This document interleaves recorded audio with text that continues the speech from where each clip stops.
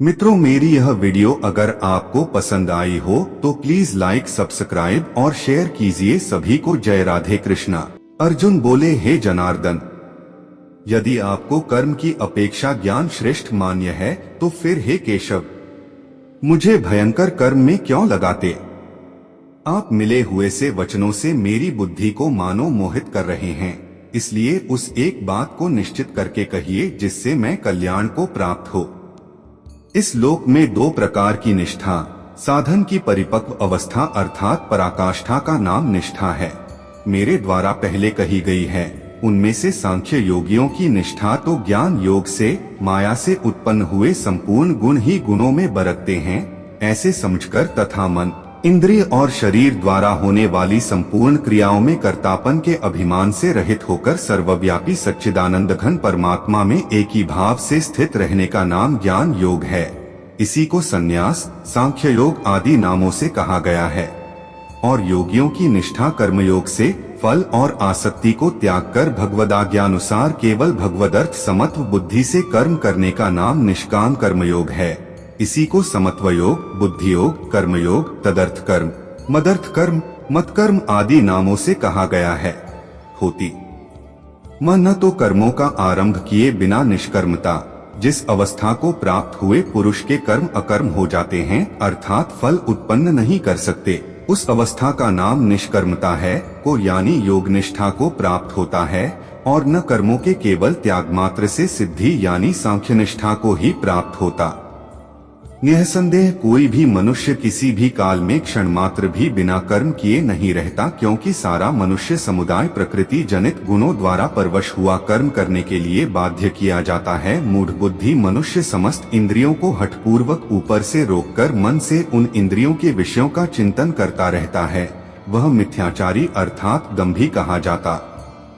किंतु हे अर्जुन, जो पुरुष मन से इंद्रियों को वश में करके अनासक्त हुआ समस्त इंद्रियों द्वारा कर्मयोग का आचरण करता है, वही श्रेष्ठ है कर्तव्य कर्म कर, क्योंकि कर्म न करने की अपेक्षा कर्म करना श्रेष्ठ है तथा कर्म न करने से तेरा शरीर निर्वाह भी नहीं सिद्ध हो। यज्ञत्व वाले कर्मों से अतिरिक्त दूसरे कर्मों में लगा हुआ ही यह मनुष्य समुदाय कर्मों से बंधता है। इसलिए हे अर्जुन, तू आसक्ति से रहित होकर उस यज्ञ के निमित्त ही भली भांति कर्तव्य कर्म कर। प्रजापति ब्रह्मा ने कल्प के आदि में यज्ञ सहित प्रजाओं को रचकर उनसे कहा कि तुम लोग इस यज्ञ द्वारा वृद्धि को प्राप्त हो और यह यज्ञ तुम लोगों को इच्छित भोग प्रदान करने वाला हो। तुम लोग इस यज्ञ द्वारा देवताओं को उन्नत करो और वे देवता तुम लोगों को उन्नत करें। इस प्रकार निःस्वार्थ भाव से एक दूसरे को उन्नत करते हुए तुम लोग परम कल्याण को प्राप्त हो जाओगे। यज्ञ द्वारा बढ़ाए हुए देवता तुम लोगों को बिना मांगे ही इच्छित भोग निश्चय ही देते रहेंगे। इस प्रकार उन देवताओं द्वारा दिए हुए भोगों को जो पुरुष उनको बिना दिए स्वयं भोगता है, वह चोर ही है। यज्ञ से बचे हुए अन्न को खाने वाले श्रेष्ठ पुरुष सब पापों से मुक्त हो जाते हैं, और जो पापी लोग अपना शरीर पोषण करने के लिए ही अन्न पकाते हैं, वे तो पाप को ही खाते हैं। संपूर्ण प्राणी अन्न से उत्पन्न होते हैं। अन्न की उत्पत्ति वृष्टि से होती है, वृष्टि यज्ञ से होती है, और यज्ञ विहित कर्मों से उत्पन्न होने वाला है। कर्म समुदाय को तू वेद से उत्पन्न और वेद को अविनाशी परमात्मा से उत्पन्न हुआ जान। इससे सिद्ध होता है कि सर्वव्यापी परम अक्षर परमात्मा सदा ही यज्ञ में प्रतिष्ठित है। हे पार्थ, जो पुरुष इस लोक में इस प्रकार परंपरा से प्रचलित सृष्टि चक्र के अनुकूल नहीं बरतता अर्थात अपने कर्तव्य का पालन नहीं करता, वह इंद्रियों द्वारा भोगों में रमण करने वाला पापायु पुरुष व्यर्थ ही जीता है। परंतु जो मनुष्य आत्मा में ही रमण करने वाला और आत्मा में ही तृप्त तथा आत्मा में ही संतुष्ट हो, उसके लिए कोई कर्तव्य नहीं है।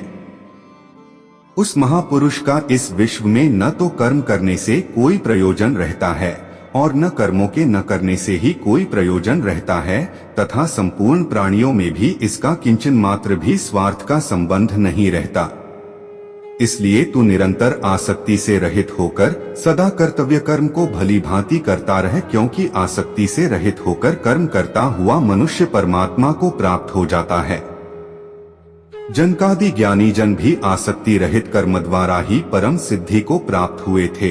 इसलिए तथा लोक संग्रह को देखते हुए भी तू कर्म करने के ही योग्य है, अर्थात तुझे कर्म करना ही उचित है। श्रेष्ठ पुरुष जो जो आचरण करता है, अन्य पुरुष भी वैसा वैसा ही आचरण करते हैं। वह जो कुछ प्रमाण कर देता है, समस्त मनुष्य समुदाय उसी के अनुसार बरतने लग जाता है। यहाँ क्रिया में एकवचन है, परंतु लोक शब्द समुदायवाचक होने से भाषा में बहुवचन की क्रिया लिखी गई है। हे अर्जुन, मुझे इन तीनों लोकों में न तो कुछ कर्तव्य है और न कोई भी प्राप्त करने योग्य वस्तु अप्राप्त है, तो भी मैं कर्म में ही बरतता हूँ। क्योंकि हे पार्थ, यदि कदाचित मैं सावधान होकर कर्मों में न बरतूं तो बड़ी हानि हो जाए, क्योंकि मनुष्य सब प्रकार से मेरे ही मार्ग का अनुसरण करते हैं। इसलिए यदि मैं कर्म न करूं तो ये सब मनुष्य नष्ट भ्रष्ट हो जाए और मैं संकर्ता का करने वाला हो तथा इस समस्त प्रजा को नष्ट करने वाला बनूं। हे भारत, कर्म में आसक्त हुए अज्ञानी जन जिस प्रकार कर्म करते हैं, आसक्तिरहित विद्वान भी लोक संग्रह करना चाहता हुआ उसी प्रकार कर्म करे। परमात्मा के स्वरूप में अटल स्थित हुए ज्ञानी पुरुष को चाहिए कि वह शास्त्र विहित कर्मों में आसक्ति वाले अज्ञानियों की बुद्धि में भ्रम अर्थात कर्मों में अश्रद्धा उत्पन्न न करे, किंतु स्वयं शास्त्र विहित समस्त कर्म भली भांति करता हुआ उनसे भी वैसे ही करवाए।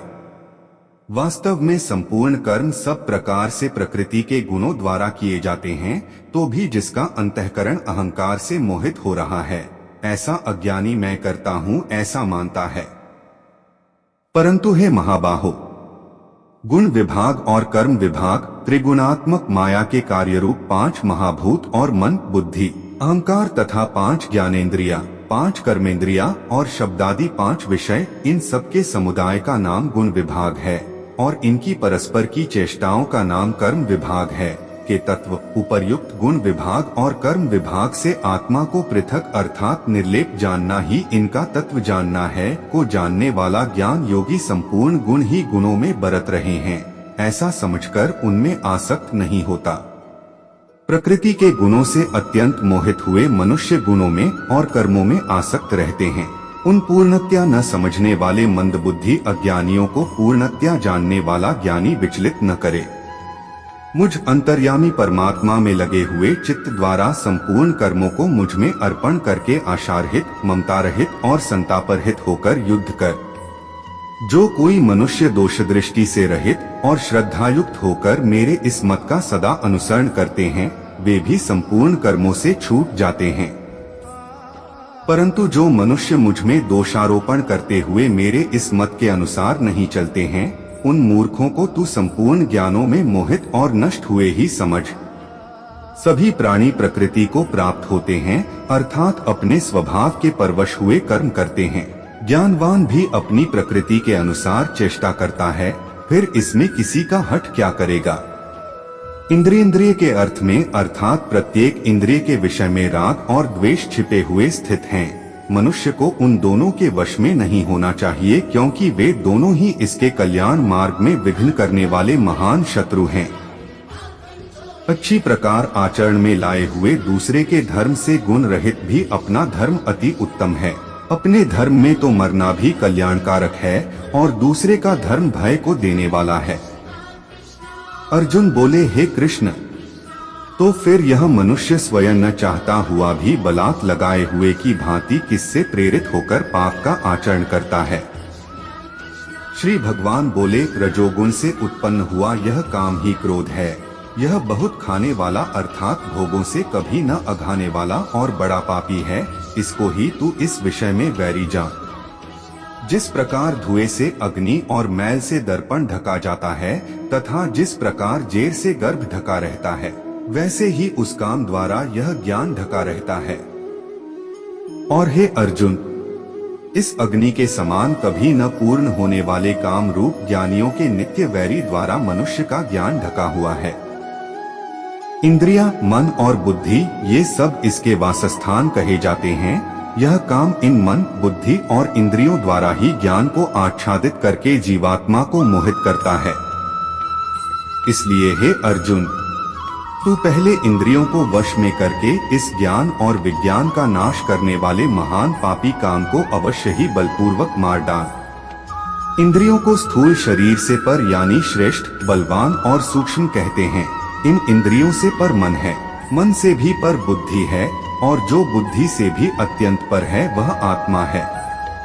इस प्रकार बुद्धि से पर अर्थात सूक्ष्म, बलवान और अत्यंत श्रेष्ठ आत्मा को जानकर और बुद्धि द्वारा मन को वश में करके हे महाबाहो, तू इस कामरूप दुर्जय शत्रु को मार डाल। मित्रों, मेरी यह वीडियो अगर आपको पसंद आई हो तो प्लीज लाइक, सब्सक्राइब और शेयर कीजिए। सभी को जय राधे कृष्णा।